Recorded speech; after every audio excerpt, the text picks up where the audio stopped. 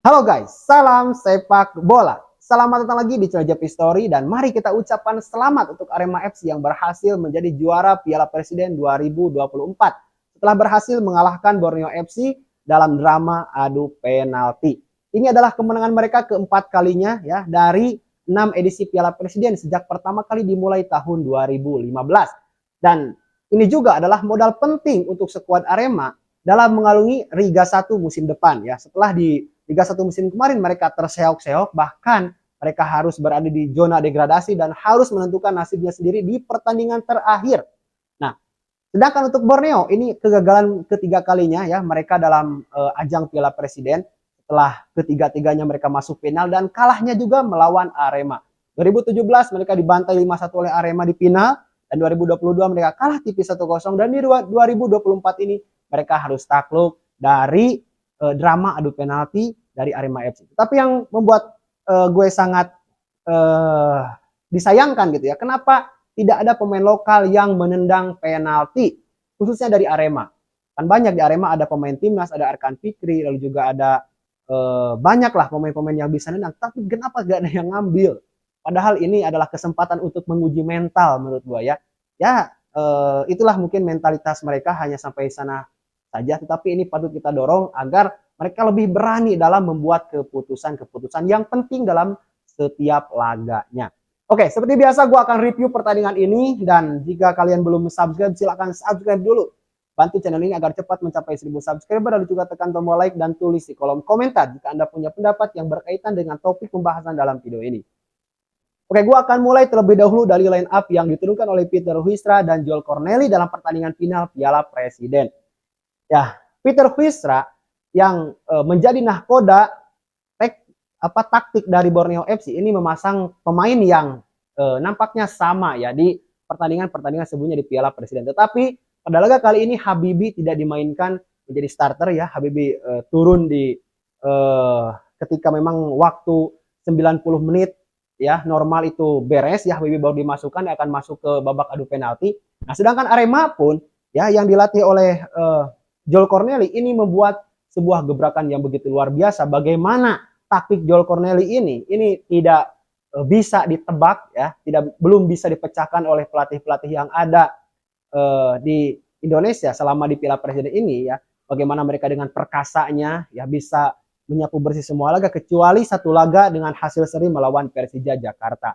Ini tentunya menjadi ancaman untuk pelatih-pelatih yang akan melawan Joel Corneli di Liga 1 musim depan. Ini patut dipelajari bagaimana taktiknya karena secara permainan Arema itu tidak terlalu baik-baik amat menurut gua ya. Mereka pun masih banyak miskomunikasi. Ya mungkin ini karena masih pramusim, tetapi secara keseluruhan mereka pun tidak terlalu bagus sepertinya dalam bertanding ya. Masih banyak hal-hal yang patut dievaluasi, tetapi hasil akhirnya ini sangat-sangat begitu meyakinkan ya. Dan masih juga ya Joel Corneli menerapkan komposisi pemain yang sama ya yang diturunkan di selama di Piala Presiden baik itu di fase grup lalu juga di babak semifinal kemarin. Ya, tapi bedanya pada laga ini mereka ini lebih ya memainkan permainan penguasaan bola dan permainan menyerang. Nah, sebaliknya Borneo yang kita kenal bermain seperti itu ya ini malah cenderung menunggu ya karena mungkin ya ini taktik yang memang diinstruksikan oleh Peter Huistra.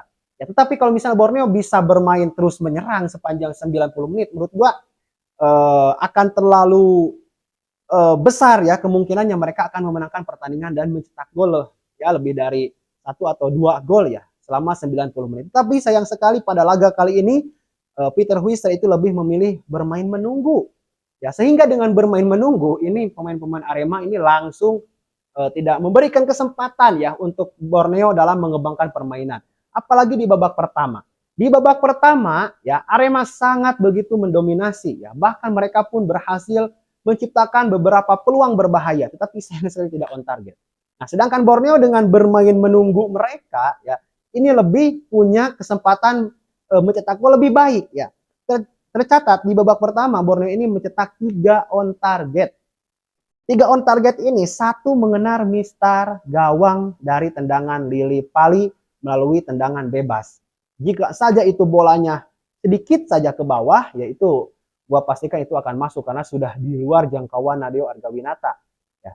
Dan Di babak pertama ini servis-servis tendangan bebas dari Borneo FC atau tendangan bola mati dari Borneo FC ini begitu-begitu efektif ya. 2 kali atau 3 kali kalau nggak salah ya mereka melakukan tendangan dari bola mati dan hampir saja salah satunya mengenai misar gawang, salah satunya lagi bisa ditepis oleh Lucas Pigeri. Nah, dengan permainan seperti ini jelas banyak sekali ya hal-hal yang terjadi di lapangan, baik itu secara intensitas pertandingan yang cukup tinggi ya sehingga banyak juga pelanggaran-pelanggaran yang harus ada ya, baik itu pelanggaran yang sifatnya disengaja untuk menghentikan pergerakan lawan atau pelanggaran yang tidak disengaja. Nah, selama babak pertama memang pemain-pemain inti baik itu dari Borneo maupun dari Arema itu tidak berkembang.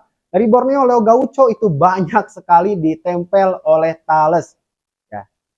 Luar biasa ya, duet selama 90 menit Thales dan Leo Gaucho itu sangat-sangat begitu luar biasa. Tetapi meskipun Leo Gaucho mampu mencuri kesempatan dan mencetak gol penyama kedudukan di babak kedua, ya, tetapi secara keseluruhan duet mereka ini sangat-sangat begitu mengasihkan untuk dilihat.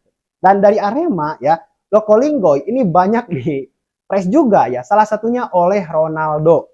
Ya, ini duet yang berkepanjangan ya, bahkan sampai menjelang akhir babak pertama dan babak kedua. Ini tidak henti-henti ya. Bagaimana dominasi Loko Linggoy yang cukup luar biasa, ternyata Loko Linggoy ini menjadi pemain terbaik juga dalam ajang ini. Ya, membuat Arema ini semakin disegani ya ketika akan bertanding dengan lawan-lawannya. Nah, babak pertama selesai masih 0-0 dan sedangkan di babak kedua yang gua heran ya, kenapa gitu Borneo ini tidak melakukan pergantian pemain. Sedangkan ya, pemain-pemain dari Borneo itu sudah ada yang layak diganti. Ya, Terence Puhiri ya kalau nggak salah. Itu kan sudah kelihatan bahwa pemain tersebut itu butuh pergantian, tapi kenapa? Ya, kenapa tidak dilakukan pergantian? Ini yang buat gua agak cukup heran gitu ya. Kenapa tidak dilakukan pergantian? Lalu kenapa juga mereka tidak mendobrak pertahanan Arema sejak menit awal babak kedua? Justru Arema yang malah menggebrak lagi pertahanan dari Borneo. Ya, jelas dengan bermain menunggu ini membuat tim Borneo ini harus banyak mempressing serangan-serangan dari Arema. Tetapi ketika di pressing serangan dari Arema ini banyak variasinya. Ya, salah satunya yaitu dari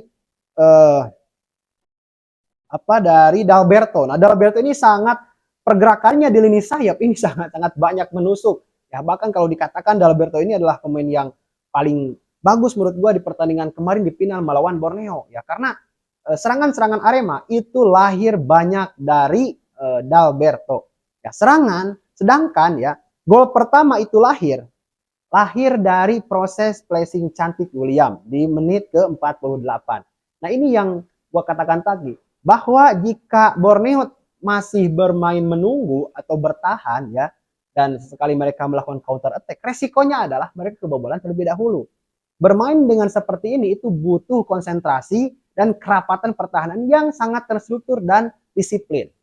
Ya, jika ada celah sedikit pun, nah kejadian kan di menit 48 William berhasil mencetak golnya sebagai pembuka kedudukan untuk Arema FC. Golnya cantik pula, ya, pressing ke tiang jauh, ya sempat ditepis juga oleh Nadeo, tetapi sayang sekali bolanya terlalu deras ya untuk ditepis dan ya gol untuk Arema FC di menit 48. Nah, respon dari gol ini Borneo pun masih sangat hati-hati ya. Mereka tidak langsung bermain terbuka, mereka kembali menstrukturkan permainan. Ya, bahkan umpan-umpan direct ball ke depan ini tidak terlihat ya selama setelah gol pertama dari Arema.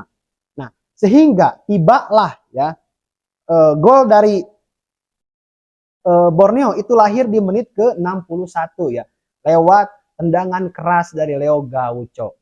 Nah, gol ini terjadi ya ketika Borneo meningkatkan intensitas pertandingan. Nah, ini yang saya maksud tadi. Ya, ketika Borneo bisa lebih percaya diri untuk menyerang dan menguasai bola, menguasai pertandingan, melakukan banyak pressing ketat, maka mereka pun akan menjelma menjadi tim yang sangat bahaya. Ini buktinya. Tapi kenapa gitu ya? Tidak selalu intens ya serangannya. Ini malah cenderung mereka malah memberikan ruang untuk Arema untuk mengkreasikan bola di lini tengah dan mereka banyak mengirim bola-bola ke Loko Linggoy sehingga bola ketika sudah mencapai Loko Linggoy itu menjadi ancaman yang sangat serius. Pilih Pali terkena kartu merah. Ya, itu jelas pelanggarannya itu sangat membahayakan ya, karena aturan sekarang sudah ada VAR. Kalau misalnya nggak ada VAR ya udah itu lolos, Sepanul Levali nggak akan kena kartu merah. Tetapi ketika ada VAR gitu ya, itu wasit lebih bisa seksama dalam menganalisis pelanggaran yang dilakukan oleh Stefano Lillipali. Posisinya itu di atas lutut di bagian yang sangat-sangat begitu berbahaya ya jika memang terjadi benturan atau terjadi pelanggaran. Dan ya itu mau protes sampai kapanpun itu adalah pelanggaran yang berbahaya, mau keras atau tidak itu adalah pelanggaran yang sangat berbahaya dan ya layak untuk di kartu merah. Nah, kehilangan Sepanul Lillipali ini membuat kocar-kacir pertahanan dari Borneo FC. Ya, meskipun Arema sempat mencetak gol juga ya di akhir babak kedua di akhir tambahan waktu babak kedua itu sempat mencetak gol, tetapi ya Dendik Setiawan itu terlebih dahulu bola mengenai tangannya ya, kalau misalnya tidak ya udahlah, kill the game untuk Arema, tidak akan masuk ke babak adu penalti. Tetapi sayang sekali gol tersebut offset dan penggunaan VAR ini sangat begitu membantu di laga final ini. Kalau nggak ada VAR ya menurut gua ya tidak akan terlihat oleh wasit karena momennya sangat cepat. Lalu juga jarak pandang wasit itu sangat terbatas, ya menurut gua tidak akan disahkan gol ya kalau tidak ada VAR. Nah ini fungsinya VAR ya, untuk mereview, untuk menganalisis, untuk meng-cross check apakah golnya sah atau tidak. Nah, babak kedua selesai, skor akhir 1-1 untuk kedua tim dan langsung dilanjutkan ke tendangan penalti. Ya, semua pemain ini menendang, semuanya juga pemain asing kecuali dari Borneo itu adalah Habibi ya yang berani menendang gol atau menendang penalti dan luar biasa, tendangannya sangat bagus sekali. Tetapi yang saya dari Borneo itu Ronaldo gagal ya dan bisa ditepis oleh Lucas Prigeri. Dan Lucas Prigeri selain bisa menyelamatkan gawangnya, ia pun menjadi penentu untuk Arema FC dengan tendangan Panenka yang mematikan langkah Nadeo dan berhasil mengunci kemenangan dan Arema lolos dan mendapatkan gelar juara untuk keempat kalinya dari 6 edisi Piala Presiden. Dan terima kasih ya gua ucapkan untuk semua supporter penonton yang sudah tertib dalam menonton gelaran Piala Presiden.